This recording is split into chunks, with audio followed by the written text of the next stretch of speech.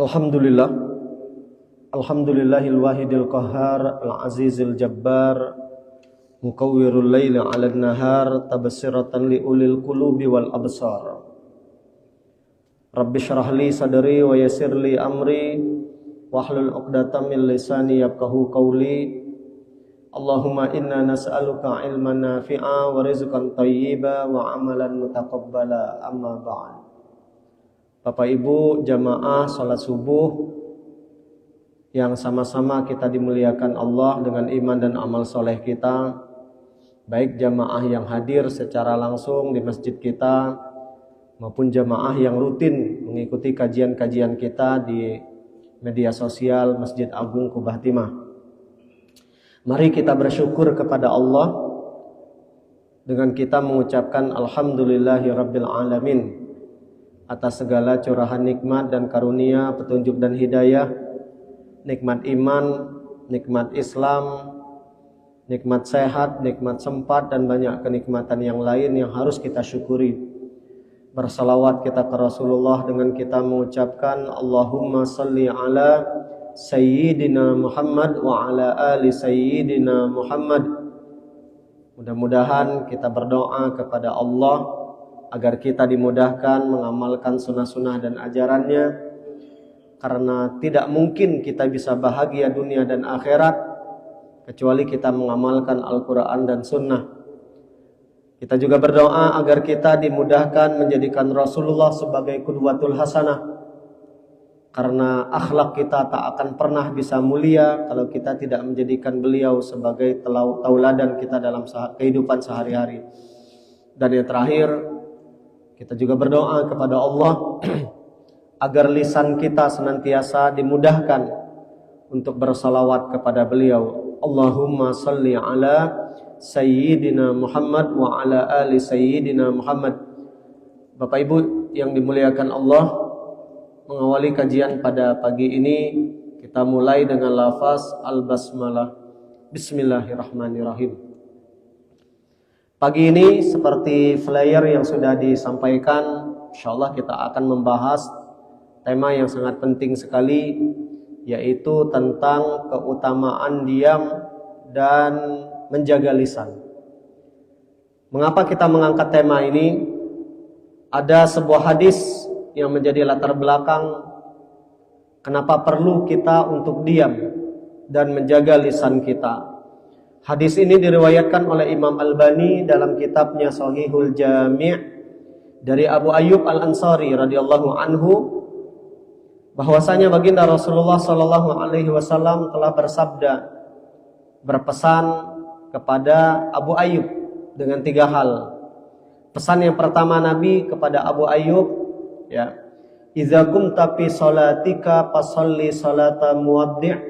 Kalau kamu salat wahai Abu Ayyub, kata Nabi, salatlah seakan-akan salat itu salat yang terakhir, salat perpisahan.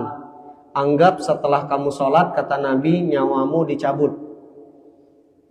Apa tujuan Nabi mengucapkan ini? Agar salat kita khusyuk, ya. Karena satu di antara ikhtiar salat khusyuk itu, setiap kali mau salat harus ada perasaan jangan-jangan setelah sembahyang nih nyawa dicabut, ya. Sehingga kita berusaha memberikan persembahan yang terakhir. Yang kedua, pesan Nabi kepada Abu Ayyub Al-Ansari adalah wala takallam bikalamin ta'taziru minhu ghada. Jangan mengucapkan satu kalimat yang ujung-ujungnya, kata Nabi, kamu mesti minta maaf gara-gara kalimat itu. Nah, ini benar, karena banyak sekali di antara kita yang karena ngomongnya sebasing, karena ngomongnya tidak difikirkan, yang ngomongnya terlalu banyak, pada akhirnya dia minta maaf. Banyak contoh-contoh yang sudah kita lihat di sekitar kita. Di Indonesia sajalah banyak tuh. Ada kasus Al-Maidah 51, karena ngomong sebasing sampai muncul gerakan 212 yang ujung-ujungnya minta maaf juga yang bersangkutan. Ada kasus yang juga macam-macam lah pokoknya, ya. Orang intinya ngomong sebasing macam ya. Akhirnya berdampak minta maaf. Belum lagi nanti seorang suami kalau dia ngomongnya sembarangan, tidak sedikit yang ujung-ujungnya minta maaf gitu. Nah, hadis inilah yang melatar belakangi. Dan pesan Nabi yang ketiga kepada Abu Ayyub Al-Ansari, wa ajmi'il ya'sa mimma fi aidin nas. Gantungkan harapan kepada Allah, jangan berharap kepada manusia. Mengapa? Manakala kita berharap kepada manusia, kata Nabi, manusia sering mengecewakan kita. Tidak semua sih, tapi kebanyakan manusia itu mengecewakan kita. Tapi manakala kita gantungkan harapan kita kepada Allah, Allah Subhanahu wa ta'ala insya Allah tidak akan pernah mengecewakan kita. Inilah latar belakang kajian kita ini. Jadi karena ada kekhawatiran kalau kita sebasi ngomong, akhirnya kita minta maaf. Yang kedua, latar belakang kajian kita ini ada ucapan yang pernah diucapkan oleh Khalifah yang kedua, Umar bin Khattab radhiyallahu anhu. Ucapan beliau ini dikutip dalam kitab Tazkiyatun Nafsi di halaman 33. Kata Umar bin Khattab radhiyallahu anhu, man kasura kalamuhu kasura saqatuhu. Barang siapa yang banyak ngomong, ada kemungkinan banyak salah. Wa man kasura saqatuhu kasurat dzunubuhu. Kalau banyak salah, banyak dosa. Wa man kasurat dzunubuhu kanatin naru aula bih. Kalau banyak dosa, ada di tempat lain, neraka tempatnya. Ini menunjukkan betapa berbahayanya kalau kita banyak ngomong. Maka kita dianjurkan untuk diam. Manakala kita diam, inilah makna pepatah yang mengatakan diam itu adalah emas. Karena ketika kita diam, meminimalisir kemungkinan kita salah berbicara. Tapi kalau kita banyak ngomong, banyak berkisah, ya banyak ngoceh, apalagi yang kita omongin itu tidak bermanfaat, maka kemungkinan salahnya sangat besar. Kalau salahnya banyak, dosanya juga banyak. Kalau dosanya juga banyak, tidak ada tempat yang lain, kata Umar, kecuali orang-orang seperti ini yang pantas baginya adalah neraka. Jamaah yang dimuliakan Allah, satu hadis dan satu ucapan sahabat inilah yang melatar belakangi kajian kita pagi ini. Kenapa kita mesti diam dan kenapa kita mesti menjaga lisan kita? Apa keutamaannya? Nah, nanti insya Allah kita akan bahas. Termasuk saya rasanya perlu juga mengingatkan ucapan yang pernah disampaikan oleh Imam Ibnu Athaillah, seorang ulama pengarang kitab Al-Hikam.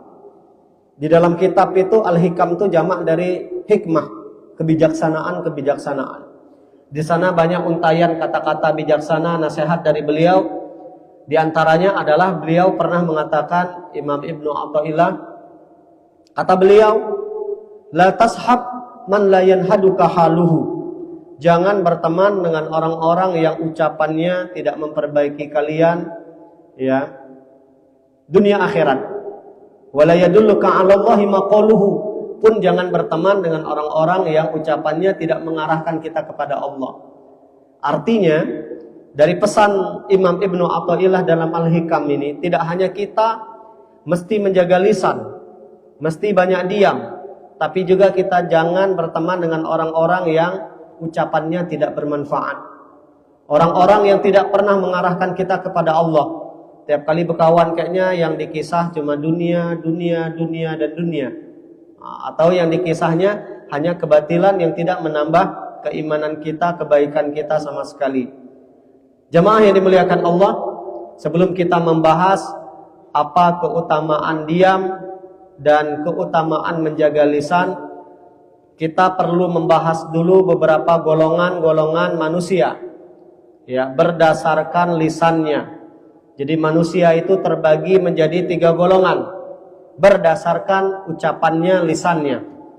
Ini dijelaskan oleh Rasulullah SAW dalam hadis riwayat Imam At-Tibrani dan Imam Abu Ya'la dari Abdullah bin Mas'ud radhiyallahu anhu. Rasulullah SAW bersabda, An-nasu thalathatun.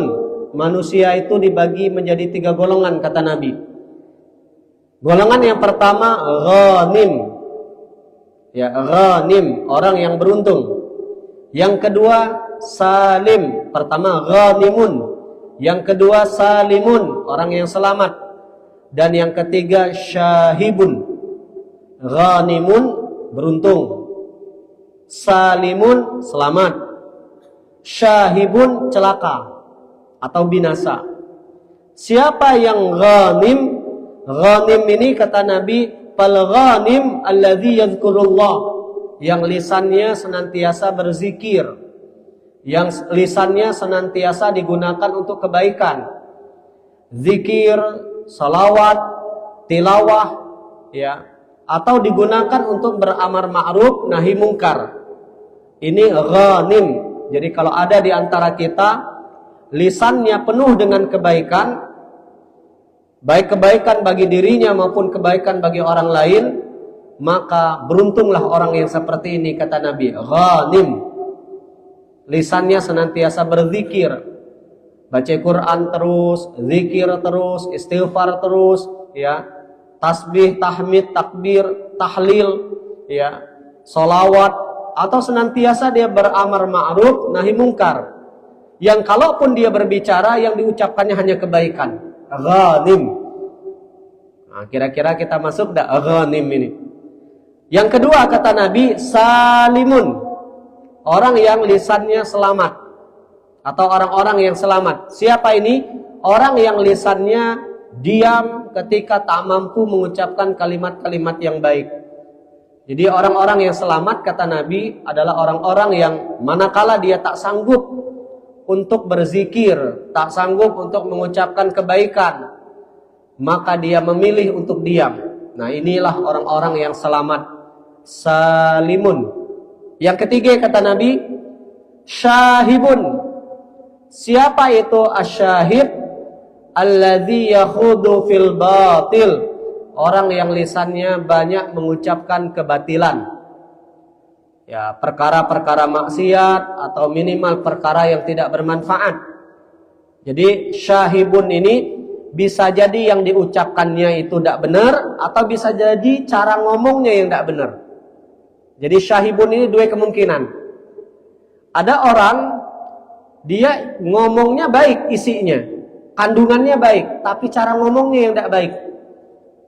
Misal, ya, dalam konteks dakwah, berapa banyak para dai, para asatis, para kiai, para habaib niatnya baik berdakwah, tapi karena caranya mencaci maki, kasar, ya, akhirnya tidak menimbulkan kebaikan juga.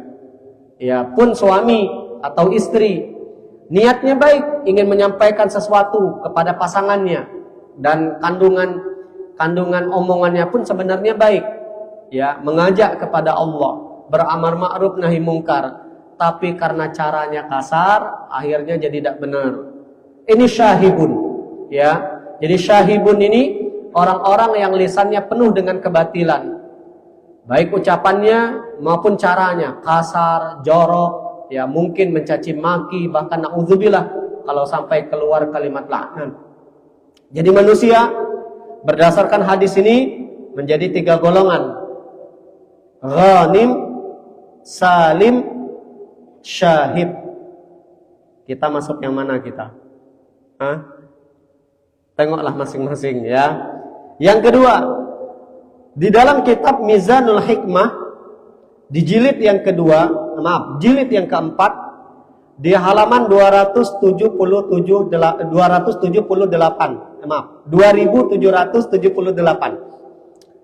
Ada hadis yang diriwayatkan secara marfu. Baginda Rasulullah sallallahu alaihi wasallam bersabda, "Inna lisanal mu'min wara'a qalbi." Lisan orang beriman itu kata Nabi di belakang hatinya. Lisan di belakang hati, berarti hati lebih dulu dibandingkan lisan. Fa idza arada ayyatakallama bi syai'in tadabbarahu biqalbi. Sehingga ketika dia ingin berbicara dengan kalimat apapun kata Nabi, orang beriman itu dia pikirkan lama-lama dengan hatinya, kira-kira bermanfaat atau tidak. Bermanfaat pun dia nengok lagi kelak, nambah kebaikan orang atau tidak. Menambah kebaikan orang pun dia pikirkan lagi matang-matang macam mana cara menyampaikannya. Inilah orang beriman. Jadi orang-orang beriman itu satu kalimat pun yang ingin diucapkannya lamanya mikir. Nah, inilah ada ungkapan saring sebelum sharing. Nah, dalam dunia digital itu. Jadi sebelum kita sibuk sharing apa yang kita ketahui mungkin dari grup WA, mungkin dari yang kita ketahui, jangan cepat juga sharing, saring dulu, ya, difilter dulu, dicek dulu benar apa tidak. Benar pun dicek lagi bermanfaat atau tidak. Bermanfaat atau tidak dicek lagi nanti ada kebaikan tidak dari yang bermanfaat tadi. Itu yang disebut dengan saring sebelum sharing, filter. Sekarang berapa banyak orang terlalu gampang sharing. Tengoklah di grup-grup Pak. Mungkin baru kenal dunia digital, apa aja di-share. Berita-berita, padahal berita itulah seabad yang lalu. Berita tentang ada orang nipu di masjid. Nah, itulah berapa tahun yang silam itu. Agilah di-share. Nah, itulah yang banyak terjadi sekarang. Karena tidak disaring. Ya, tidak disaring, ya tidak dicek juga kebenarannya. Mungkin juga berita itu sudah kadaluarsa, dan seterusnya. Bisa jadi berita itu benar, tapi tidak menambah kebaikan, bisa menimbulkan riya, mudarat yang lebih besar. Nah, ini yang terjadi. Maka orang beriman, kalau bahasa Nabi, lisannya di belakang hatinya. Hatinya lebih dulu sebelum lisannya. Sebaliknya kata Nabi, wa inna lisanal munafik, lisan orang-orang munafik amama qalbi, di depan hatinya. Maksudnya apa? Ngomong dulu baru mikir. Berarti orang beriman tadi mikir dulu baru ngomong. Nah, makanya orang-orang munafik kelak dulu dia mikir, nyerocos saja dulu, ya. Ngomong ada dulu. Fa idza hamma bi syai'in amdahu bilisani. Kalau dia ingin menyampaikan sesuatu, dia enggak pikirin, ngomong aja pokoknya. Keluar aja merepet, ya. Baru setelah itu dia pikirkan. Nah, ini yang tipe yang tadi disebutkan oleh Nabi, ujung-ujungnya minta maaf tadi. Jadi mari jamaah yang dimuliakan Allah, kalau benar kita orang beriman, maka lisan kita mesti di belakang hati kita. Fikirkan matang-matang sebelum kita berbicara, ada enggak kebaikan? Ada enggak manfaat? Ada manfaat pun maaf, ada enggak kebaikan? Kalau ada kebaikan, dipikirkan lagi. Ada enggak manfaatnya bagi orang lain? Kalau tidak, sebaiknya jangan kita ucapkan. Berbeda dengan orang-orang munafik. Mereka tak peduli ucapan itu bermanfaat atau tidak, benar atau tidak. Yang penting mereka sharing dulu sebelum saring. Kalau kita saring dulu sebelum sharing, ya. Kemudian berikutnya, ada 4 jenis ucapan, ya, 4 jenis ucapan yang sering diucapkan oleh kita manusia. Ucapan yang pertama, ucapan yang berbahaya kalau diucapkan. Jenis ucapan yang seperti ini wajib hukumnya diam. Ucapan yang berbahaya jika diucapkan, baik bagi kita maupun bagi orang, baik secara dunia, lebih-lebih secara akhirat. Ucapan yang berbahaya jika diucapkan. Nah, inilah ucapan-ucapan yang tak pantas, ucapan-ucapan yang jorok, yang kasar, ucapan-ucapan yang menyinggung orang lain, ucapan-ucapan yang berbahaya. Wajib kita diam. Maka kita pilah-pilah, kita pilih-pilih. Sebelum kita berbicara, kira-kira ucapan kita ini bahaya ada? Kalau bahaya, wajib diam. Jenis ucapan yang kedua, ucapan yang ada bahaya, ada manfaat. Bahayanya ada, manfaatnya juga ada. Ucapan seperti ini, menurut ulama kita sebaiknya diam. Ada manfaat, ada bahaya. Sebaiknya diam. Mengapa? Karena manfaatnya tidak akan sempurna, karena ada mudarat yang terkandung. Menpacak lebih baik diam, ya. Yang ada manfaat, ada bahaya. Yang ketiga, ucapan yang tidak berbahaya, tidak bermanfaat. Bahaya dak de, manfaat juga dak de. Ucapan macam inilah yang disebut ucapan yang sia-sia. Sebaiknya diam, ya. Sesuai dengan hadis Nabi, min husni islamil mar'i tarkuhu ma la ya'nihi. Di antara tanda bagusnya keislaman seseorang, dia akan meninggalkan perkara yang sia-sia, termasuk ucapan yang sia-sia yang tidak ada bahaya, tidak ada manfaat. Nah, yang terakhir, ucapan yang bermanfaat jika diucapkan. Nah, ucapan yang macam ini boleh diucapkan, tapi tetap harus hati-hati. Karena mengapa? Lisan atau ucapan yang bermanfaat ini bisa mengandung riya. Kalau diucapkan, ada kemungkinan, ada resiko riya, ada resiko sum'ah, bahkan na'udzubillah, ada resiko ujub dan takabur. Jadi bermanfaat pun dicek lagi niat kita mengucapkannya. Ada riya tak, pengen ditengok ke orang. Ada sum'ah tak, gila popularitas, nak didengar ke orang. Ada takabur tak, perasaan sombong mengucapkan itu. Atau na'udzubillah, sombong tidak ada tak ujub, merasa bangga mengucapkannya. Jadi bermanfaat pun harus berhati-hati, kata alim ulama, untuk diucapkan. Intinya sebaiknya memang harus banyak diam kita, ya, kecuali kita memang pada ranah-ranah tertentu yang mesti terjun ke dalam dunia amar ma'ruf nahi mungkar. Jamaah salat subuh yang dimuliakan Allah, berikutnya kita akan mulai masuk keutamaan diam dan menjaga lisan.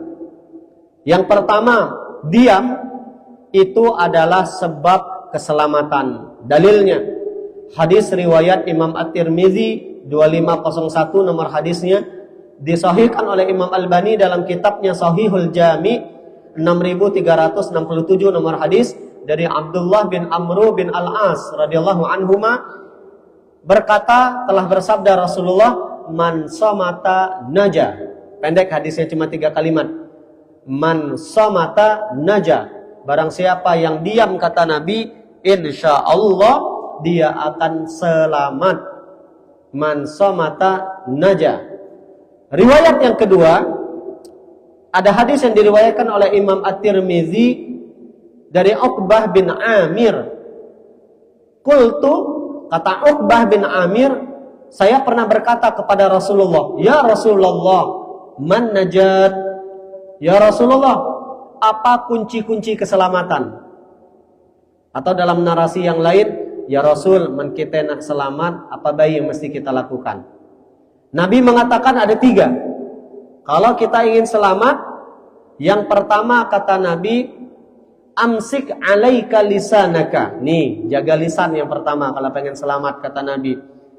Dari ucapan-ucapan yang tidak benar tadi, dari ucapan-ucapan yang menyinggung orang lain, atau kandungan ucapannya yang tidak mengandung kebaikan. Kunci keselamatan yang pertama. Yang kedua kata Nabi, waliyasa'ka baituka. Hendaklah kamu, kata Nabi, banyak-banyak tinggal di rumah. Mengapa? Karena kalau kita banyak keluar, ya banyak kayak ditengok. Kalau di rumah yang ditengok cuma orang rumah. Tapi kalau keluar, nah orang rumah orang ditengok. Ya banyak yang harus kita lihat. Dan sebaiknya, kata Nabi, hindari pasar juga. Karena setan itu, kata Nabi, menancapkan benderanya di pasar. Pasar itu tempat nongkrongnya banyak para setan. Karena di pasar lah banyak orang-orang tidak benar. Walaupun ada juga orang yang benar. Tapi kebanyakan di pasar itu orang-orang yang tidak benar. Ya, para penjual yang tidak jujur, orang-orang yang matanya jelalatan, ya, suka melihat dan sebagainya. Nah, ini kunci keselamatan yang kedua. Jadi banyak-banyak tinggal di rumah. Wabil khusus lagi bagi kaum wanita. Di Al-Ahzab ayat 33, Allah Subhanahu wa taala pernah memberi nasihat kepada kaum wanita, waqarna fi buyutikunna. Wahai para wanita, para istri, banyak-banyak tinggal di rumah. Kalaupun harus keluar menpacak sama suami, supaya apa? Aman dari fitnah. Dijelaskan oleh Nabi, perempuan itu aurat. Kalau dia keluar rumah, kata Nabi, istasyrafaha asyaitan. Setan akan menghiasi seorang wanita. kalau dia banyak keluar rumah. Dan tidak ada yang lebih mendekatkan seorang wanita, kata Nabi, kepada Allah kecuali hiya fi qa'ri baitiha, banyak tinggal di rumah. Yang ketiga, kata Nabi, kunci keselamatan setelah banyak menjaga lisan, banyak tinggal di rumah. Yang ketiga, kata Nabi, wabki ala khati'atik, tangisi dosa dan kesalahan kita, tangisilah kebodohan kita. Maksud Nabi, banyak-banyak istighfar. Jadi 3 kunci keselamatan di hadis ini. Jaga lisan, banyak diam, banyak tinggal di rumah, dan yang ketiga, menangisi dosa-dosa masa lalu kita. Artinya banyak beristighfar. Jamaah yang dimuliakan Allah, ini yang pertama, keutamaan diam. Jadi diam itu kunci keselamatan. Siapapun yang banyak diam, insya Allah selamat. Apalagi kalau dia marah. Satu di antara kiat mengendalikan marah itu adalah diam. Man ghadiba atau idza ghadiba ahadukum, kata Nabi, kalau kalian marah, salah seorang di antara kalian, falyaskut, diam. Ya, karena kalau kita marah banyak ngomong, percayalah, omongan yang kita ucapkan itu banyak ada benarnya. Ya. Maka Ali pernah berkata, jangan pernah mengambil keputusan saat sedang marah. Artinya, ya tadi, jangan ngomong ngepelah. Dan jangan pernah berjanji ketika sedang bahagia. Itu menarik tuh ucapan Ali. Mengapa? Kalau orang sedang marah, mengambil keputusan, keputusannya beresiko salah. Begitu juga orang yang kalau sedang bahagia banyak berjanji, akhirnya di lain waktu kondisi batinnya berubah, dia tidak lagi bahagia, lupa dia dengan janjinya. Ya, tengoklah sekarang berapa banyak orang yang sebelum terpilih menjadi kepala daerah, ya, presiden, wakil presiden, gubernur, wakil gubernur, bupati, wali kota, anggota DPR, sebelum terpilih lagi bahagia, banyak janjinya. Nanti kalau saya terpilih saya akan begini. Di lain waktu berubahlah perasaan hatinya, lah hilang kayak janji. Banyak Pak, mudah-mudahan tidak di Bangka Belitung nih. Kemudian berikutnya yang kedua, diam tanda kebijaksanaan. Jadi kita disebut bijaksana kalau kita diam. Dalilnya ada hadis yang diriwayatkan di dalam kitab Syu'abul Iman atau cabang-cabang iman.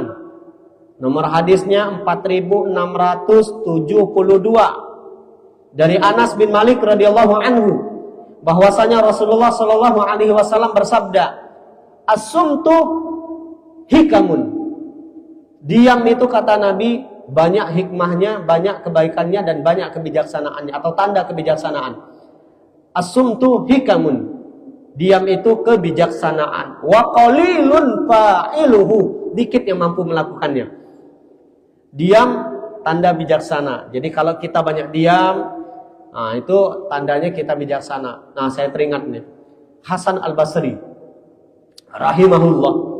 Kata Hasan Al-Basri, kalau kalian duduk bersama dengan orang yang bodoh, orang yang taraf keilmuannya mungkin tidak terlalu tinggi, banyaklah diam, kata Hasan Al-Basri. Mengapa? Diamnya kita di hadapan orang-orang yang ilmunya kurang tadi, atau orang-orang yang bodoh, akan menambah kebijaksanaan kita. Sebaliknya, kalau kita duduk bersama alim ulama, bersama para kiai, para habaib, diam juga, kata Hasan Al-Basri. Mengapa? Diamnya kita bersama dengan orang yang berilmu menambah ilmu kita. Jadi diam bersama dengan orang yang bodoh menambah kebijaksanaan. Diam bersama dengan orang yang berilmu menambah ilmu. Ya, kalau duduk sama ustaz-ustaz jangan nuai kita berkisah. Ya, ala kadarnya bela Pak. Banyak diam bela. Sebaliknya, kalau bersama dengan orang-orang yang bodoh, jangan sok pintar juga. Banyak diam juga. Karena duduk bersama dengan mereka justru akan menambah kebijaksanaan kita. Kecuali mereka nanya. Kadang kan maaf Pak, kita kan tahu nih, kawan kita nih macam mana orang. Itu banyak diam bela. Ya. Yang ketiga, siapapun yang diam, diam itu jaminan masuk surga. Mana dalilnya Ustaz? Riwayat Imam Al-Bukhari dari Sahal bin Sa'ad radhiyallahu anhu, bahwasanya Rasulullah sallallahu alaihi wasallam bersabda, kata Rasulullah, mayyadmanu li ma baina lihyaihi wa ma baina rijlaihi admanu lahu al-jannah.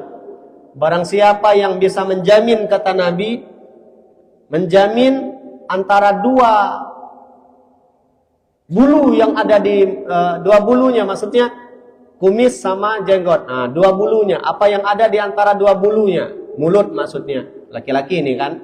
Wa ma baina rijlaihi, dan apa yang ada di kedua kakinya, dua pahanya, kemaluan. Barang siapa menjamin dua ini tidak dipergunakan dengan buruk, mulutnya dan kemaluannya, antara dua bulu, dua kumis dan jenggot dan dua kakinya, aku jamin dia, kata Nabi, surga bagi yang bersangkutan. Hadisnya sahih, riwayat Imam Al-Bukhari dari Sahal bin Sa'ad. Kemudian di hadis yang lain agak mirip nih, riwayat di dalam kitab Irsyadul Qulub jilid pertama pun hadis ini diriwayatkan oleh Imam Ad-Dailami di dalam sunan beliau, ya. Qala Rasulullah sallallahu alaihi wasallam, man waqa syarra qabqabihi wa laqalaqihi wa zabzabihi faqad waqa asyarra kullah. Barang siapa menjaga apa yang ada di antara kedua bulunya dan kedua pahanya, maka dia telah terjaga dari segala keburukan. Nah, mulut dan kemaluan itu adalah pangkal keburukan kalau kita tidak punya iman. Pun dalam hadis riwayat Imam At-Tirmidzi dari Abu Hurairah, baginda Rasulullah pernah ditanya, an aktsar ma yudkhilun nas al-jannah. Ya Rasul, apa yang paling banyak menyebabkan manusia masuk ke dalam surga? Dua, kata Nabi. Pertama, taqwallah, takut sama Allah. Jadi takut sama Allah itu akan menyebabkan kita, dan ini yang paling banyak menyebabkan manusia masuk dalam surga, takwa. Banyak atau luas makna takwa. Yang kedua, husnul khuluq, punya akhlak yang baik. Ya, jadi akhlak yang baik kunci kedua kalau pengen masuk surga. Takwa hablum minallah, akhlak itu hablum minan nas. Ya, karena takwa itu erat kaitannya dengan hablum minallah. Sedangkan akhlak yang baik itu erat kaitannya dengan hablum minan nas. Sebaliknya, wasuila an aktsar ma yudkhilun nas annar. Apa yang paling banyak menyebabkan manusia banyak masuk neraka, ya Rasul? Nabi menyebabkan ada dua, al-fam wal farju. Tak pandai menjaga mulut dan tak pandai menjaga kemaluan. Dua, Pak. Berarti sebaliknya, kalau kita pandai menjaga lisan, pandai menjaga kemaluan, dijamin kita masuk surga. Kemudian yang keempat, keutamaan diam. Ini yang terakhir, ya. Diam tanda keimanan. Jadi kalau mengaku orang beriman, jangan banyak ngomong. Orang beriman itu banyak diam. Dalilnya sering kita dengar, riwayat Bukhari dan Muslim. Bukhari nomor hadisnya 6018. Muslim nomor hadisnya 47, lafaznya punya Imam Muslim. Hadis ini juga diriwayatkan oleh Imam An-Nawawi dalam hadis Arba'innya. Nomor hadis ke-15. Dari Abu Hurairah, man kana yu'minu billahi wal yaumil akhir falyaqul khairan aw liyasmut. Kalau benar kalian mengaku beriman kepada Allah dan hari akhir, berkatalah yang baik, kata Nabi, atau diam. Jadi tanda orang beriman itu ngomongnya pasti baik. Kalau dia tidak mampu berbicara baik, dia memilih diam. Orang beriman itu dari ngomongnya kita lah tahu, Pak. Beriman apa tidak? Nah, tengok bela omongannya. Kalau omongannya tidak benar, atau banyak bohongnya, atau mungkin kasar, jorok, dan seterusnya, nah, pasti bukan orang beriman. Orang beriman itu pasti ngomong baik. Kalau dia tak mampu ngomong baik, auliyasmut, diam dia. Ya. Yang kedua, kata Nabi, wa man kana yu'minu billahi wal yaumil akhir, kalau kalian mengaku beriman kepada Allah dan hari akhir, falyukrim jarah, muliakan tetangga kalian. Nah, maka yang jahat sama tetangga pasti bukan orang beriman. Ya, jahat secara lisan, jahat secara perbuatan, jahat secara sikap. Siapapun yang jahat sama tetangga pasti bukan orang beriman. Ustaz, macam mana kalau tetangga kita jahat kayak kita? Yang penting bukan kita yang jahat. Ya, jangan sampai tetangga jahat kita ikut jahat. Ini yang sering saya sampaikan. Jangan sampai kezaliman orang menyebabkan kita zalim. Jangan sampai kemaksiatan orang menyebabkan kita bermaksiat. Balas keburukan orang dengan kebaikan. Dulu pernah kita bahas di kajian tentang maaf. Ya, maaf yang level tertinggi itu ya adalah ketika kita mampu memaafkan orang sekaligus membalas keburukannya dengan kebaikan. Tidak ada yang bisa melakukan itu kecuali orang beriman. Yang ketiga kata Nabi, "Wa man kana yu'minu billahi wal yaumil akhir falyukrim dhaifah." Kalau kalian mengaku beriman kepada Allah dan hari akhir, maka muliakanlah tamu kalian. Ya, cara memuliakan tamu diantaranya dengan menyiapkan makanan, minuman. Nah, ini mana minuman saya? Tidak, dia benar. Ya, oh ya, ada deh pagi ini kebetulan. Mungkin lain kali lah. Atau minggu hadap disediakan kopi. Jamaah yang dimuliakan Allah, ini yang bisa saya sampaikan. Masih banyak ya keutamaan diam dan menjaga lisan. Insya Allah nanti pekan depan kita lanjutkan lagi. Apa saja fadilah diam dan keutamaan menjaga lisan. Insya Allah kalau ini kita lakukan, kita akan selamat dunia akhirat. Banyak lahir kebaikan dari kita. Semoga Allah Subhanahu wa Ta'ala menerima amal ibadah kita, kemudian memberkahi harta kita, memberkahi ilmu kita, memberkahi rumah tangga kita, memberkahi hidup kita, dan mudah-mudahan kita semua panjang umur dalam ketaatan, istiqomah dalam kebaikan, meninggal dalam keadaan husnul khatimah, masuk surga sekeluarga. Amin. Dan mudah-mudahan yang punya masalah cepat selesai, yang punya hutang lunas, yang tidak diberi duit ke Allah. Dan mudah-mudahan kita semua menjadi orang-orang yang beriman dan beramal soleh. Subhanakallahumma wa bihamdika asyhadu an la ilaha illa anta astaghfiruka wa atubu ilaik. Billahi taufiq wal hidayah waridha wal inayah. Wassalamualaikum warahmatullahi wabarakatuh.